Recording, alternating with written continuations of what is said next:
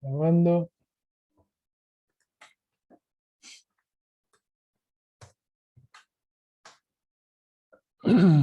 Bueno, ayer empezamos a ver lo que es el sector público, que tiene que ver con distintas actividades que va a realizar el Estado, el sector público, digamos, la administración por parte del Estado, ¿sí?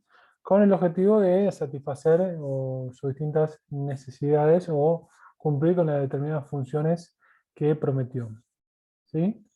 Vimos cuáles son los distintos objetivos que se puede plantear la administración pública, vemos cuáles son los distintos instrumentos y dentro de esos instrumentos, uno de los últimos que mencionamos era la política fiscal. La política fiscal es la administración de los recursos y el destino de esos recursos hacia las distintas funciones que pretende satisfacer o cumplir el Estado, ¿sí? Cuando hablamos del gasto público, es toda erogación que va a realizar el Estado en cumplimiento de sus funciones, en cuanto a lo que son las compras de bienes y servicios, las distintas transferencias que va a realizar a las familias sin una contraprestación, ¿sí? Son todas las erogaciones que realiza el Estado para desarrollar o tratar de cumplir sus funciones.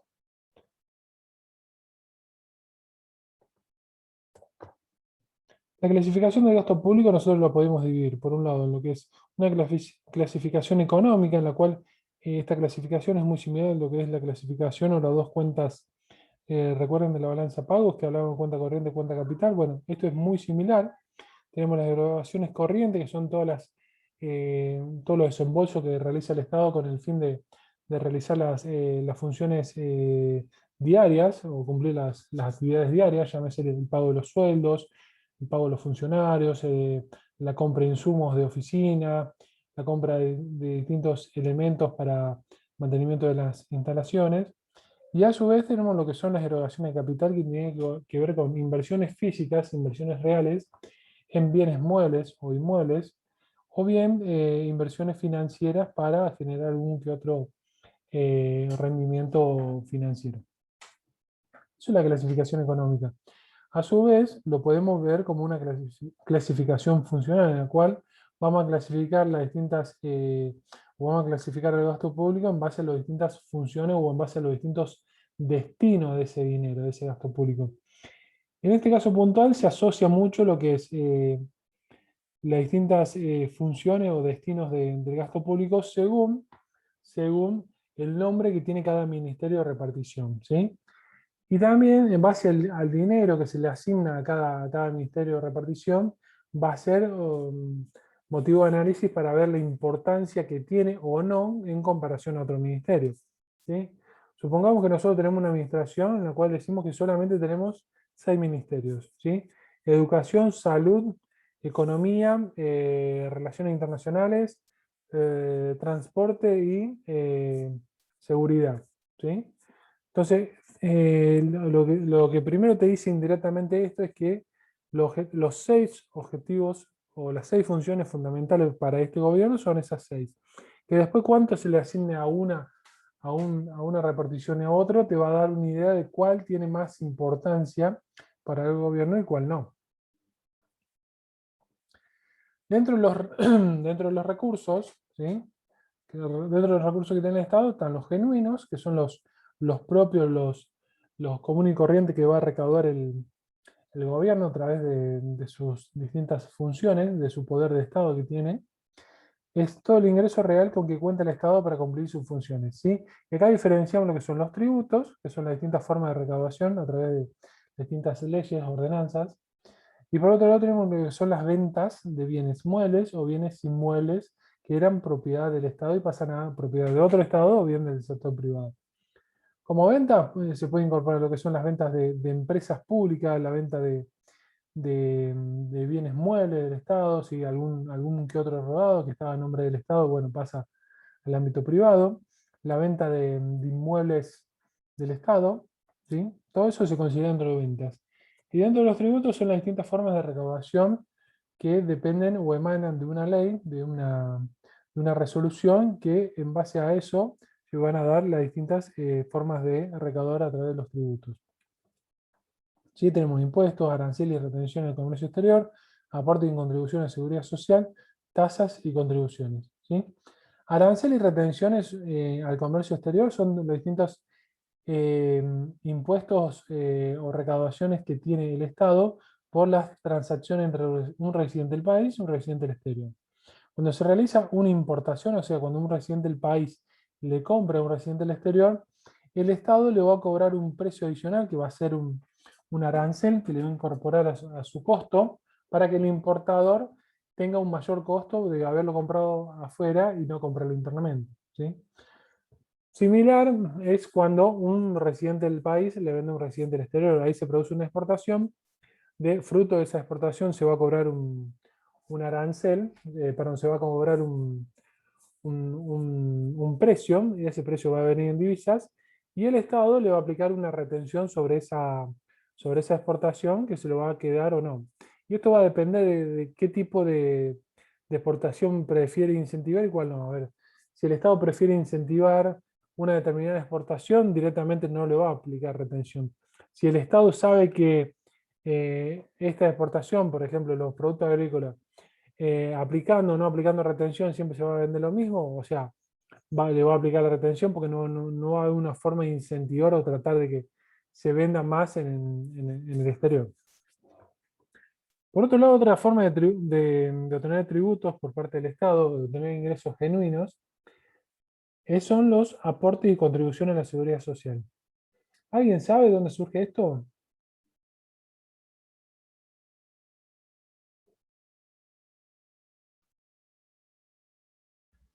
No, profe. No. ¿Algún otro?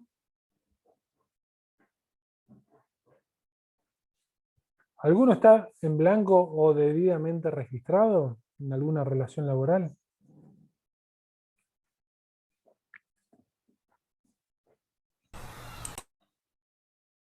Ninguno. Ninguno está trabajando en relación de dependencia. Bueno, los aportes y contribuciones surgen de las relaciones laborales debidamente registradas o en blanco, como se denomina vulgarmente, cuando un empleado y un empleador tienen una relación formal. ¿Sí? Los aportes lo que termina aportando el empleado por recibo de sueldo a esta relación laboral, ¿sí? A la FIP, y las contribuciones lo que aporta el empleador, digamos el patrón, por esta relación laboral. Vamos a dejar de compartir esto.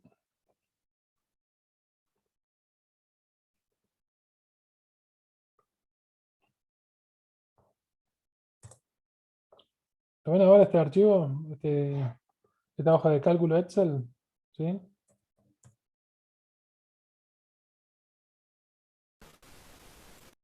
Bien. Todo sueldo, ¿sí? Toda relación laboral debidamente registrada se rige por lo que es un convenio colectivo de trabajo. ¿Alguien sabe lo que es un convenio colectivo de trabajo? ¿Hicieron legislación ya o no? Lo estamos haciendo ahora. ¿Y ¿Ya vieron la parte laboral? No, profe. Bien. ¿Un convenio colectivo de trabajo alguien sabe qué es? ¿No tiene idea?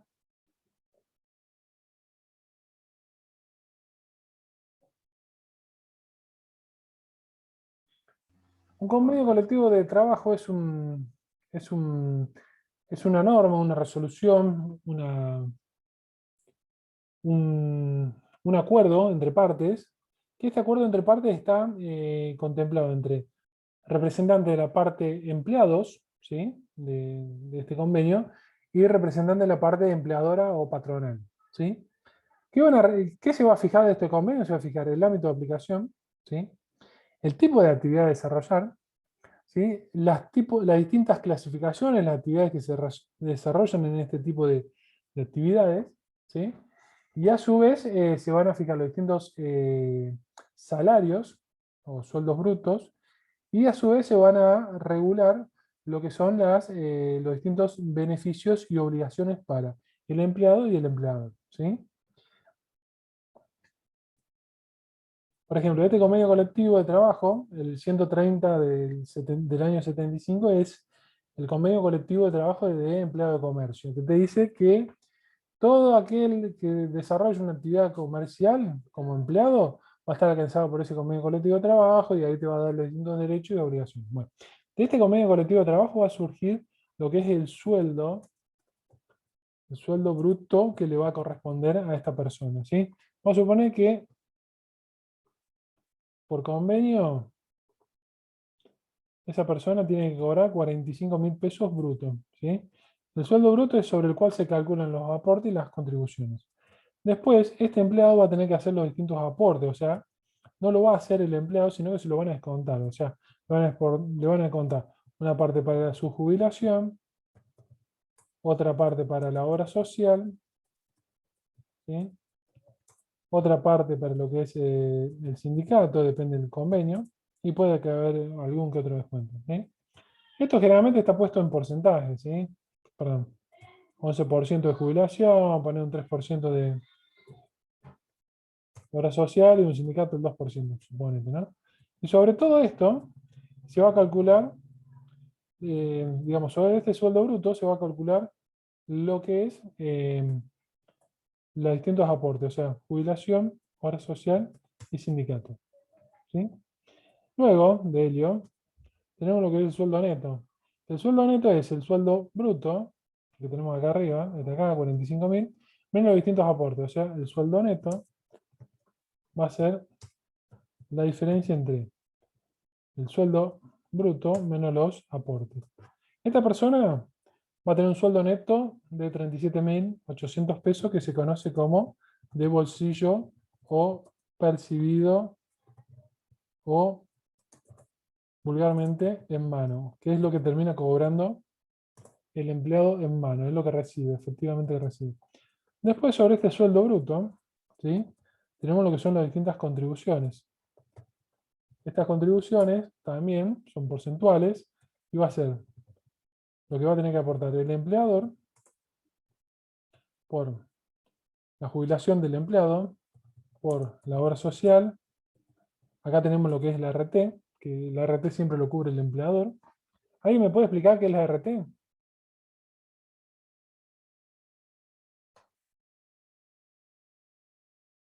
¿Alguien sabe lo que es la RT? Sí, lo vemos en higiene, era. Oh, no me acuerdo. Aseguradora de trabajo. Lo viene Contra Sí, con Chiabrando y Álvarez.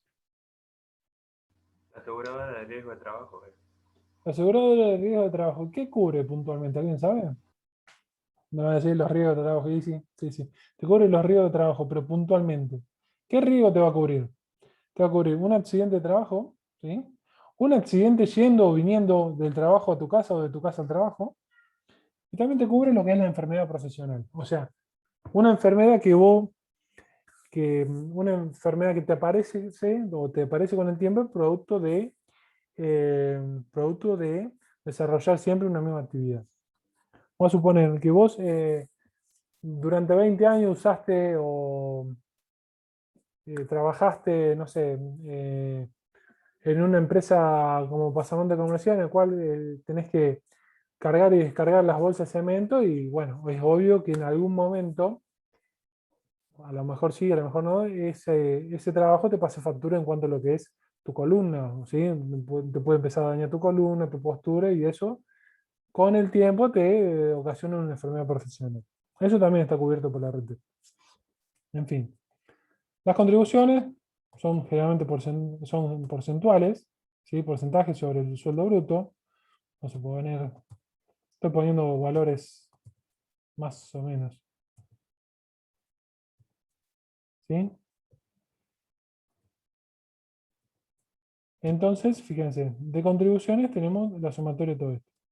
Luego, una vez que termine el periodo, el mes en cuestión, una vez que se pagó el sueldo, que es el cuarto día hábil posterior, cuarto día hábil posterior del mes en el cual se tiene que pagar el sueldo, se presenta lo que son las cargas sociales o el formulario 931 de AFIP. ¿Sí?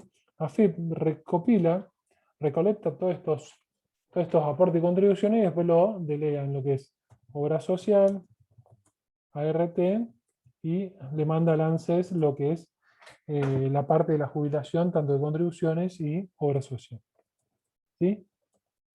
¿Cuál sería para ustedes el costo laboral de tener este empleado en blanco, puntualmente este empleado en blanco. ¿Cómo calcularían ustedes, si son el empleador, cuál es el costo laboral de tener esta relación laboral debidamente registrada?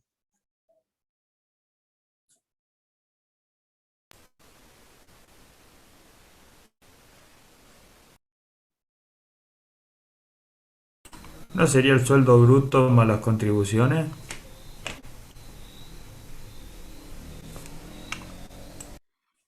¿Alguien más?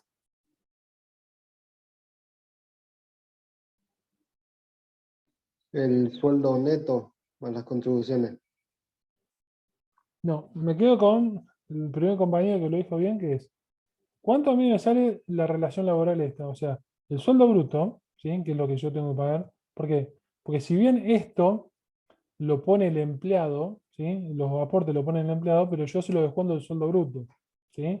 O sea, yo al empleado le pago 37.800, esto no me lo quedo, no me lo guardo yo como empleador, ¿sí? Sino que se lo tengo que dar a la FIP, ¿sí? Entonces, como empleador tengo el sueldo bruto, como dijo el primer compañero, más todas las contribuciones.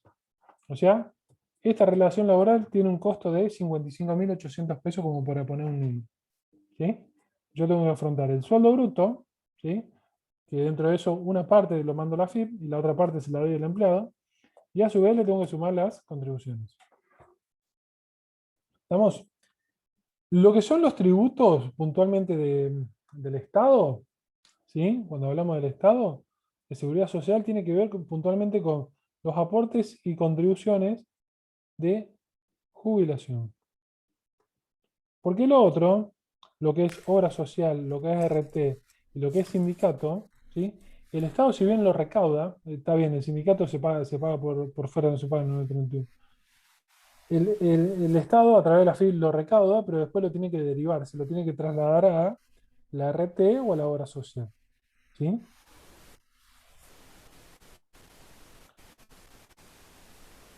Seguimos.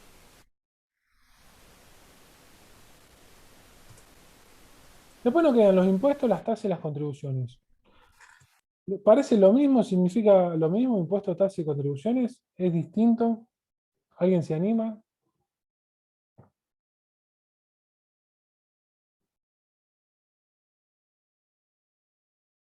¿Un impuesto qué es? ¿Los impuestos qué son? ¿O de dónde surgen? Los De una ley impuestos surge. de una ley. De una ley, perfecto. ¿Sí? Que una ley que te dice cuál va a ser el hecho imponible, o sea, cuál va a ser la situación que de darse, la persona que lo haga va a estar alcanzado a pagar ese impuesto, ¿sí? ¿Cuál va a ser el sujeto imponible, que va a ser la persona que realiza ese hecho o esa actividad? Y te va a decir cuándo nace ese hecho imponible y cuál va a ser la base imponible, o sea, cuál va a ser el monto que se va a tomar para calcular el impuesto, y sobre esa base imponible se le va a aplicar una alícuota y se va a determinar el impuesto. ¿Sí? Eso es un impuesto. ¿Es obligatorio el impuesto? Sí, va a ser obligatorio para todas las personas que estén alcanzadas por el impuesto. ¿Sí? Todos dicen, por ejemplo, el impuesto a la ganancia grava todas las ganancias que obtenga una persona. Bien, perfecto. El impuesto, por ejemplo, los ingresos que se obtengan de los plazos fijos no están alcanzados por el impuesto a la ganancia, ¿sí? Están exentos, o sea, la ley los excluye, entonces la gente que obtenga ganancias por depósito en plazo fijo no va a pagar impuesto a la ganancia. Sí va a pagar en un monto menor lo que es el impuesto cedular, ¿sí? Que es una vedeta, un impuesto que se creó ahora 2 o 3 años atrás. Las tasas, o sea, los impuestos, no tienen contrapartida. O sea, yo pago el impuesto a las ganancias, voy y pago el impuesto a las ganancias. ¿Qué obtengo a cambio de haber pagado ese impuesto a las ganancias? La tranquilidad, no me vengan con la tranquilidad de que la FIP no me investigue. No, o sea, independientemente de eso, no tenés una contrapartida, no recibís nada a cambio, ¿sí? Que después la FIP te investigue o no, bueno, puede ser por eso o por otra cosa. Y aparte de los tributos, dentro de los tributos tenemos lo que son las tasas y las contribuciones. Las tasas y las contribuciones son obligatorios, ¿sí? Pero siempre y cuando yo quiera recibir una determinada contraprestación, ¿sí? En la tasa, la contraprestación va a ser un servicio público, ¿sí? Voy a pagar la tasa por el agua, la tasa por el alumbrado en la vía pública, la tasa por la limpieza digamos, en mi barrio. Y la contribución va a ser una contribución que yo voy a afrontar o voy a pagar. ¿Por qué? Porque el Estado realizó una determinada obra pública que eso hizo que yo tenga una mejora en mi calidad de vida, ¿sí? Cuando sea el bendito día que esté habilitada la autopista Córdoba-San Francisco, ¿sí? Que es una promesa de la década del 70 aproximadamente, ahí uno va, si alguien va a querer usar esa autopista, va a tener que pagar, obviamente, va a tener que pagar una contribución porque va a tener una mejora en la calidad de vida. ¿Está claro la diferencia entre impuesto, tasa y contribución? Les pregunto porque eso es una pregunta parcial, así de cajón. No, contribución, no. Tanto tasa como contribución, los dos son obligatorios, pero recibe una contraprestación, ¿sí? La contribución vos la vas a hacer producto de que estás contribuyendo a solventar o por una obra pública que recibiste y que te benefició a vos, ¿sí? Si el Estado termina, cuando el Estado termine la autopista Córdoba-San Francisco, va a tener que pagar una contribución que va a ser el peaje, ¿sí? El peaje es una contribución. Una contribución que vos pagás por haberse realizado esa obra pública o para mantener esa vigencia, esa esa obra. Y si no, vos decís, no, no lo quiero pagar, bueno, te van a decir, bueno, utilice otro camino alternativo, utilice la ruta vieja, por ejemplo, cuando esté. El impuesto, vos estás obligado a pagar impuestos, pero no recibís nada a cambio. Que después vos pagando impuestos te vuelva producto de que te operaron gratis, tal del corazón en el hospital de Córdoba, bueno, eso es otro tema totalmente distinto, ¿sí? Pero vos no pagás impuestos y automáticamente recibís algo a cambio, no recibís nada. Nada más que el impuesto son cobrados por el Estado por su poder de policía que tiene.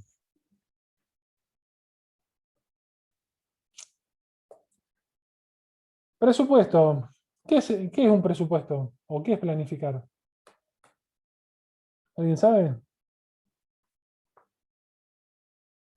Es planificar algo antes de ponerlo en práctica, sería. Planificar algo antes de ponerlo en práctica. Perfecto. ¿Planificar en cuanto a los egresos, a los gastos? ¿Solamente? No, con los ingresos, sería ingresos y egresos, planificar o los planes que vas a utilizar en este caso con medidas económicas. Claro, tenés que planificar en cuanto a los ingresos y a los egresos, ¿sí? La característica que tiene esto es una planificación, o mejor dicho, una estimación a futuro. O sea, es decir, a futuro yo estimo o pienso que me voy a ingresar todo esto y a su vez lo voy a destinar a cubrir todo este tipo de erogaciones. ¿Sí? Eso es el presupuesto. El presupuesto nacional es una estimación financiera que muestra el movimiento de los ingresos e ingresos que un gobierno necesita para cumplir con sus programas, ¿sí? Siempre estamos hablando de una estimación a futuro, o sea, siempre para el año siguiente. ¿Cuál es el proceso para confeccionar este presupuesto? ¿Sí? La primera parte es la parte de elaboración, está a cargo del Poder Ejecutivo, quien va a considerar, va a analizar, va a ver cuáles son las funciones más importantes para el año siguiente y cuáles no, y en base a eso le va a asignar los distintos recursos, las distintas partidas presupuestarias en base a los montos, para que cada función pueda desarrollar sus distintas actividades, ¿sí? A su vez va a determinar de dónde van a surgir los ingresos para financiar todos estos gastos, ¿sí? Porque no se financian solo, se necesitan recursos. Entonces, se determina en cómo se va a obtener o de dónde se van a obtener estos recursos para ser destinados a distintos gastos a cumplir. Una vez hecho el proyecto, el borrador del presupuesto, se presenta como proyecto de ley, ¿sí? Es un proyecto de ley, o mejor dicho, es una ley anual, que tiene que ser aprobada, y que va a ser aprobada por la Cámara de Diputados y de Senadores. Una vez que es aprobada por ambas cámaras, se publica en el boletín oficial. ¿Alguien me puede decir qué es el boletín oficial? ¿Alguien sabe?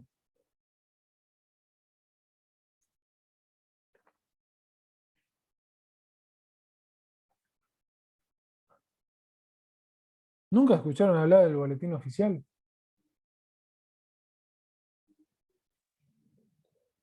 Sí, o sea, Sí, pero profe, pero no no sé sé cómo bien. explicarlo. ¿Qué es? ¿Pero qué? A ver, ¿qué es? ¿Un diario? ¿Es un diario o no? A ver, acá en el chat, un comunicado del gobierno. Comunicado del gobierno que sería el boletín oficial. El boletín oficial es un diario, muchachos. ¿Sí? Es un diario en el cual el Estado, el gobierno, publica ahí las distintas resoluciones que va tomando para dar fe de que a través de esa publicación está comunicando a toda la población. Que después el 99,9% de la población no lea el boletín oficial es otro tema. ¿Sí? Pero con eso el Estado comunica o informa a toda la población de que se aprobó determinada resolución o determinada ley. ¿Sí? Que después nadie lo lea es otro tema. Una vez que se publica en el boletín oficial, implica que se da una autorización al Poder Ejecutivo a recaudar ese dinero estimado y a destinar esos recursos a los gastos que tenía pensado realizar. ¿Sí? Lo importante de todo esto, muchachos, lo importante de todo esto es estimar de la mejor manera posible. ¿Sí? Estimar por estimar no sirve. ¿Sí? Que yo estime a eh, determinados razonamientos que después no son los que terminan pasando, no sirve. O sea, ese presupuesto no tiene validez, no tiene importancia. ¿Sí? Por ejemplo,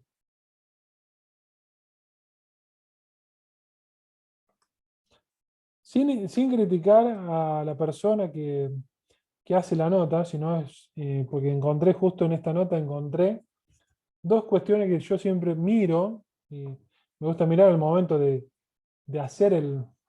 ¿Me estoy compartiendo o no? No, Ahí está, comparto. ¿Sí? Sin ánimo de ofender o criticar a esta persona, sino que encontré en esta nota digamos, lo que a mí me gusta mirar, cuál es la estimación a futuro. ¿Sí? Fíjense que el presupuesto, ¿sí? La estimación para el 2021, hay tres cuestiones puntuales que están marcadas acá en azul. Yo le doy 20 segundos para que lo lean tranquilo y me hagan el comentario o la conclusión que ustedes quieran. ¿Lo pueden ver? Sí. sí.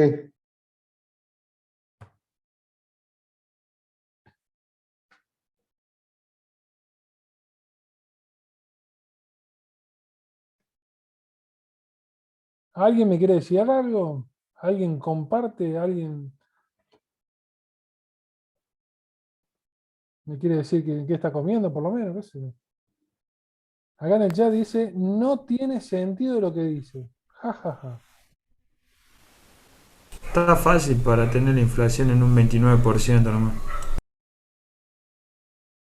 29% en el año. ¿Sí? ¿Alguien sabe cuánto vamos en estos dos primeros meses, enero y febrero? Bueno, marzo todavía no terminó.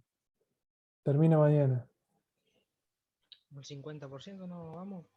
No, no, no, en 2 meses no vamos. En 2 meses no vamos. Ah, 50%. no, entonces sí, no sé en dónde había escuchado. No sé bien. No, el estimado era 55%, era el uno real, pero tampoco se cumplir A lo mejor el para mí. 50% que vos escuchaste es el interanual, o sea, comparando el año, Claro. el mes del año pasado y la variación con respecto al mes de este año. Claro. Para marzo estiman una inflación del 4% y piso de 40 para el 2021 completo. Piso para el 2021, un piso del 40%. Entonces acá el presupuesto fue hecho con un 29% de inflación de estimación. O sea, ya tenemos una variación importante, o sea, ya tenemos por lo menos, en base a la nueva estimación, un 20% más. ¿sí? No, ¿qué digo 20%? Un 30% más. De 29 a 40 ya tenemos un 30% más de lo estimado. ¿Sí? En comparación al tipo de cambio nominal, 102 pesos promedio, ¿qué opinan?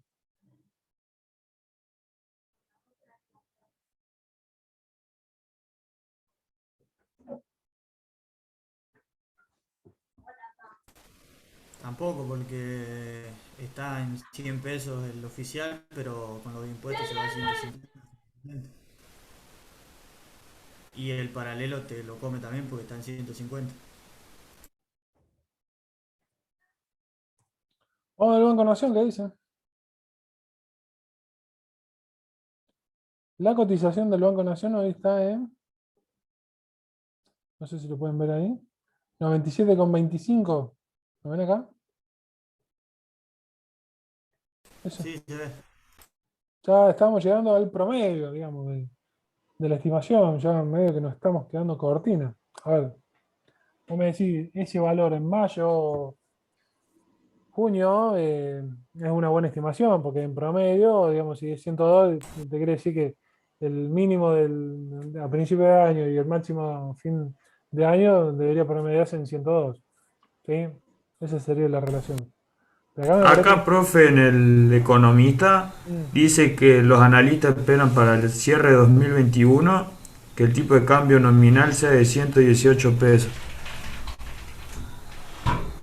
estamos hablando casi un 15% más. ¿Sí? Un 15% de diferencia en base a lo estimado. ¿Sí? Y en base a todo esto, y acá tenemos otro punto dentro de la nota, que menciona un aumento, o que se espera un aumento estimado del PBI en un 5%.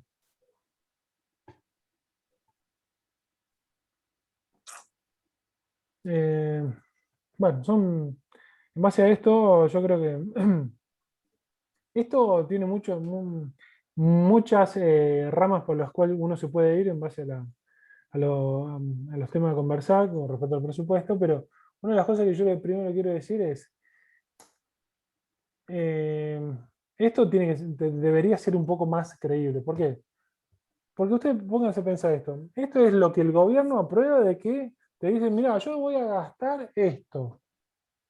Después vos, cuando ves que avanza el año en el cual está aprobado ese presupuesto, no se cumple. Entonces voy a decir, pero señor Estado, usted me dijo una cosa y acá no se está cumpliendo con lo que usted estimó, entonces, ¿cómo yo lo puedo medir? O sea, usted, si no estimó bien, ahora, ¿quién soporta o quién se hace cargo de esa diferencia? ¿Sí? ¿O cómo yo lo puedo medir a usted? ¿Sí? El presupuesto, siempre, para mí, es una ley que debería ser, o se le debería dar mucho más importancia. A ver, eh, con estos valores, no sé hasta qué punto te conviene llevar a cabo un presupuesto. Sí, a lo mejor me equivoco y a lo mejor se mantienen estos valores, a lo mejor nos equivocamos todos, ¿no? Pero estamos todos pensando que la inflación por lo menos va a ser un 40-42%. A ver, esto no es una crítica contra este gobierno, sino que es una falencia que tienen todos los gobiernos, ¿sí? De los últimos 20-30 años, todos los gobiernos tuvieron la misma falencia. O sea, hacían una estimación que después no se da. La otra rama que yo le decía que son las que uno se puede ir, es decir, está bien, vos decís, esto no es creíble, pero a ver, convengamos que hay gente que uno como estable tiene que vender que todo va a ser bueno, bonito y barato, ¿no? Por ejemplo, llamado el FMI. Yo al FMI no le puedo decir, che, mirá, la inflación va a ser del 45%. ¿Qué me va a decir el FMI? ¿Me va a desembolsar lo que me está por desembolsar? ¿O me va a decir, mirá, vos querés que te siga bancando o te siga aportando, pero la inflación del año pasado fue del 40% y este año me decís que va a tener un 45%, o sea, no lo veo viable. Siempre la idea es corregir o mejorar. Entonces, bueno, si lo veo por el otro lado, decir, bueno, estas cosas te sirven para decir, señor, bueno, señor FMI, nosotros vamos a hacer todo lo posible para alcanzar esto. Después a lo mejor no se cumple, ¿sí? Pero bueno. Seguimos. Y si vamos más al fondo, ¿no? ¿Cuál es lo malo de que la inflación pase de un presupuestado o estimado del 29% a un 40 y pico? O que el tipo de cambio nominal promedio estimado del 102 termine siendo un 118%. ¿Sí? ¿Cuál es lo malo de esto? Lo malo de esto es que yo tengo erogaciones, tengo ingresos que dependen del sector externo. O sea que yo como Estado tengo que comprar insumos, mercadería, bienes al exterior. ¿Sí? Y a ese exterior me va a congelar, me va a cobrar el tipo de cambio en el cual yo había aprobado mi presupuesto. No, lo voy a cobrar en base a lo que esté en el mercado en ese momento. Entonces yo como Estado voy a tener que pagar eso y voy a empezar a tener desfasaje entre lo presupuestado y lo estimado, entre lo estimado y lo real, producto de que no estimé bien. ¿Sí? La vacuna Sputnik. ¿Le llevamos los pesos argentinos para comprar las vacunas? No, tenemos que llevar los dólares, los euros, no sé, alguna de esas dos monedas. Y si el tipo de cambio ya tiene diferencia con lo estimado, y bueno, ya mi gasto cada vez empieza a ser mayor.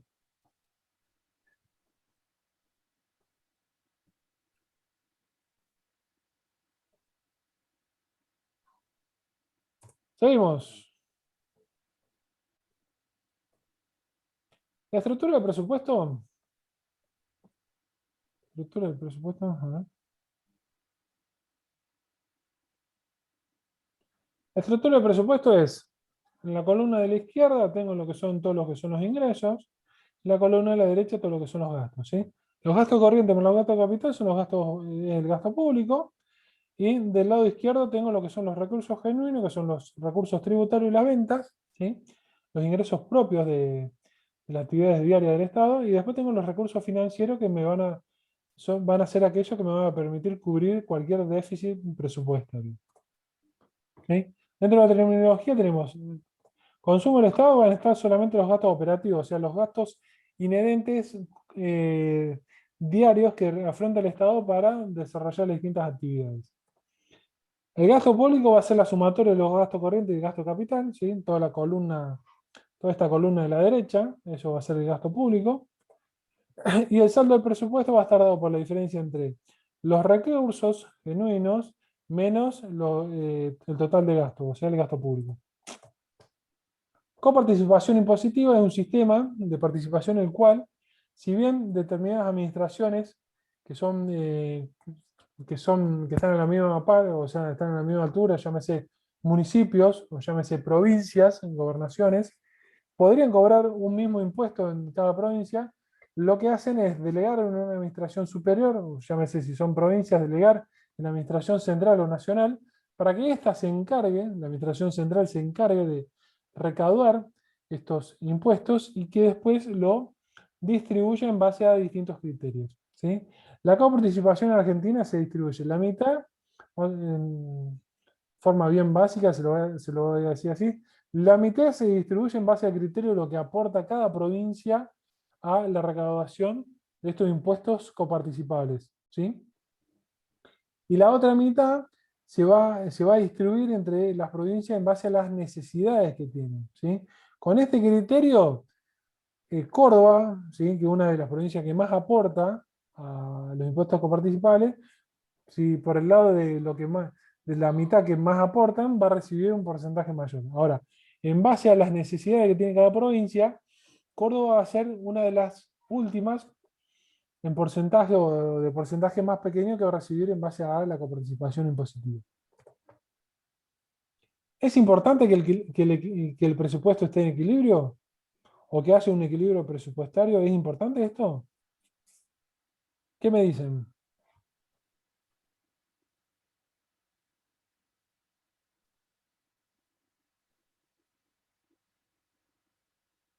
¿Conviene que haya un equilibrio presupuestario o conviene que haya un superávit o que haya un déficit?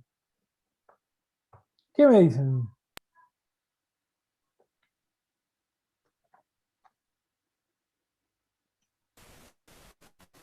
Mientras no sea déficit, Entonces, voy a decir que conviene que haya un superávit.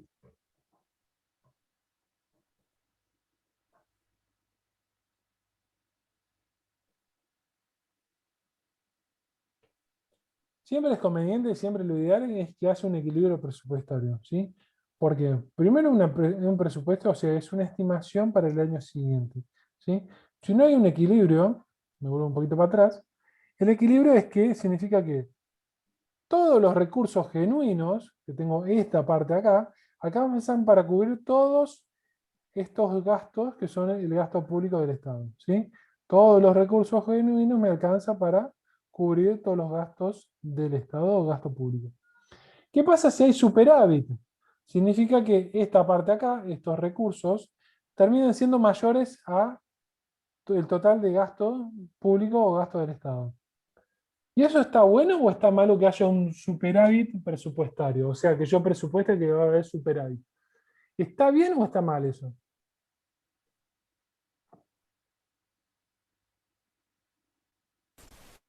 Estaría mal, no se supone que tenés que lo que recaudás distribuirlo para los distintos gastos. En cierta forma, y voy a acotar, voy a agregar algo más a lo que vos estás diciendo, es que vos tenés que recaudar para afrontar los distintos gastos, ¿sí? Y vos tenés que recaudar lo necesario, ¿sí? Porque si esto, tenés superávit, significa que vos recaudaste como el Estado de más de lo que necesitabas para afrontar esto. Y si recaudaste de más, significa que porcentualmente a cada contribuyente, a cada ciudadano, le cobraste una mayor proporción de lo que realmente necesitabas de cada ciudadano, de cada contribuyente, para cubrir todo esto. O sea, lo exigiste de más en cuanto a recaudación impositiva de lo que realmente necesitabas para cubrir todo esto. ¿Sí? O sea, cobrando menos impuestos alcanzaba para cubrir todo eso. O sea, la gente terminaba pagando en forma personal, pagaba menos impuestos. Y si hay un déficit, significa que todo esto que es el gasto público va a ser mayor a los recursos genuinos, ¿sí? Entonces, si esto es mayor a todo esto, significa que vos vas a tener que usar esto acá, que son los recursos financieros, ¿sí? Los recursos financieros son las distintas formas de financiar el déficit. Una de ellas es la emisión monetaria, ¿sí? Que la emisión monetaria trae aparejada una consecuencia fundamental que es la inflación, empieza a provocar un aumento generalizado de los precios. El uso del crédito significa que el Estado se endeuda porque no puede afrontar sus gastos o la totalidad de los gastos, entonces se endeuda y termina pagando un precio por no saber administrarse o no saber estimar. Y la otra forma de financiar el déficit es libramiento de impagos, ¿sí?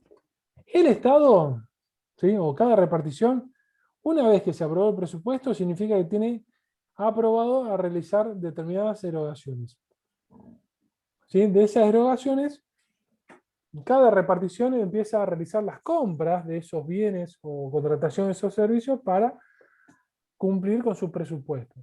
Entonces, lo primero que hace es invita a distintos proveedores de un determinado bien que necesita, los invita a que coticen, que ofrezcan, que presenten un presupuesto, una cotización de lo que les sale, o de lo que le sale el Estado en cada proveedor, o posible proveedor del Estado, y después en base al análisis que haga el Estado va a determinar, en base a la calidad, el precio, el servicio, va a determinar qué proveedor contratar. Una vez que contrató el proveedor, le emite, o una vez que se decide un proveedor, le emite una orden de compra en la cual le da certeza al proveedor de que su presupuesto, ¿sí? Y su producto fue aceptado.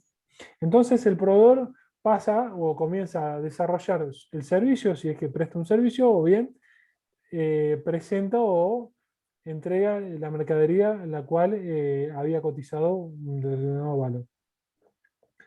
Una vez que se hizo eso, el Estado, ¿qué hace? Emite una orden de pago, ¿sí? de ese bien o de ese servicio que recibió. Previamente el proveedor tiene que emitir la factura, pero una vez que llega la emisión de la orden de pago, no paga, ¿sí? No paga este compromiso, sino que lo va a pagar en el periodo siguiente o en el año siguiente con recursos del año siguiente. O sea, es patear para el ejercicio siguiente, para ser consumido con los recursos del año siguiente, los gastos o las erogaciones o el gasto público de este ejercicio. Las distintas formas de anulación del déficit fiscal, una vez que ya estoy transcurriendo el año, es incrementar los recursos genuinos, o sea, cobrar más impuestos, ¿sí? Un ejemplo puntual que tenemos ahora dando vuelta, es el impuesto a las grandes fortunas, ¿sí? O bien achicar el gasto público. Decir, bueno, vamos a empezar a gastar menos de esto, menos en esto, y de esa forma palias lo que es el déficit presupuestario. Y lo último que vamos a ver es la curva de Laffer, que es un análisis gráfico en el cual, ¿sí?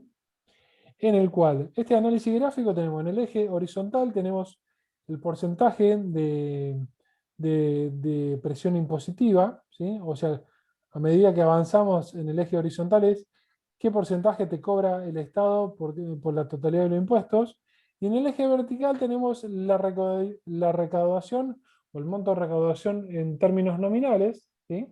En pesos, que va realizando el Estado, ¿sí? Entonces fíjense que a medida que incrementamos el porcentaje de recaudación, va a hacer que la recaudación en términos nominales también incremente. Hasta llegar a un punto en el cual seguir incrementando lo que es la presión impositiva no va a lograr que se incremente la recaudación, ¿sí? Sino lo que va a terminar logrando es que esa recaudación empieza a disminuir, ¿sí? Empieza a disminuir porque va a haber gente que pretende pagar el impuesto pero no lo puede pagar directamente, o va a haber gente que si bien puede pagar ese impuesto lo va a evadir, o sea, directamente no lo va a pagar o va a buscar todas las alternativas para no pagarlo, ¿sí? Entonces, este es un análisis gráfico en el cual es muy importante hacerlo, lo cual te puede permitir llegar a tomar buenas decisiones en cuanto a la política fiscal. En el año 99, ¿sí? O sea, terminamos un poquito con la teoría. Si yo estoy en un punto como este, por ejemplo, acá en T sub 3, si yo reduzco la tasa, por ejemplo, si reduzco la tasa impositiva, o sea, la presión impositiva, pasando de T sub 3 a T sub 2, fíjense que la recaudación que estaba acá pasa a un valor que está acá. O sea, yo reduje la presión impositiva y no es que se redujo la recaudación, sino que se incrementó la recaudación. ¿Por qué? Porque va a haber gente que va a empezar a pagar, la gente que no podía, algunos van a empezar a pagar, y la gente que estaba evadiendo va a decir, bueno, ahora que bajaron la presión impositiva, voy a empezar a pagar el impuesto que me corresponde. ¿Sí? Esto se llevó a la práctica en la Argentina en el año 99, cuando José Manuel de la Sota se postuló por tercera vez como candidato a gobernador, que fue la primera vez que gana como gobernador, y salió con un lema, ¿sí? Creo que tenía algunas más políticas de campaña o propuestas de campaña, pero la fundamental era el famoso 30% menos impuestos. O sea, él prometía de que si ganaba las elecciones iba a cobrar un 30% menos impuestos. ¿Por qué? Porque el equipo económico que tenía se dio cuenta de que estaba de este lado de la curva de Laffer, ¿sí? Que la presión impositiva en la provincia de Córdoba estaba de este lado, que reduciendo la presión impositiva, la recaudación se iba a poder incrementar, ¿sí? Fue electo como gobernador, entonces lo que se había prometido se llevó a cabo se llevó a cabo en la práctica y él aplicó un 30% menos impuesto. O sea, este 30% menos impuesto vos lo vas a ganar siempre y cuando estés al día con los impuestos, ¿sí? Ahora, si vos no pagaste nunca los impuestos o directamente no pagás, bueno, ese 30% no lo vas a tener nunca, ¿sí? ¿Dudas hasta acá?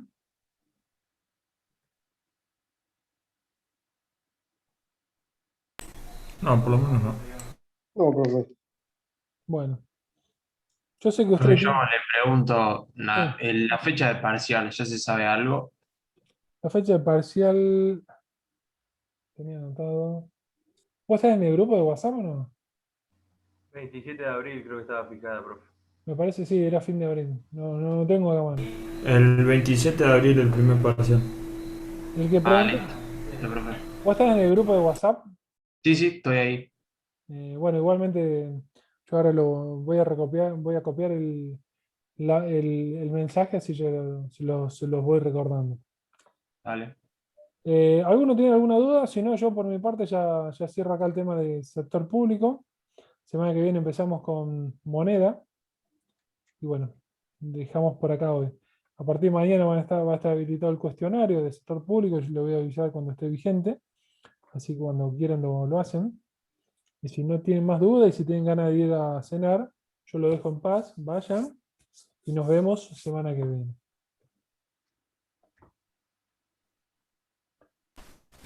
Nos vemos Chao, profe. el Nos lunes. vemos la semana que viene. Hasta luego. Nos vemos, profe, hasta luego. Chao, profe. Chau. Chao, profe.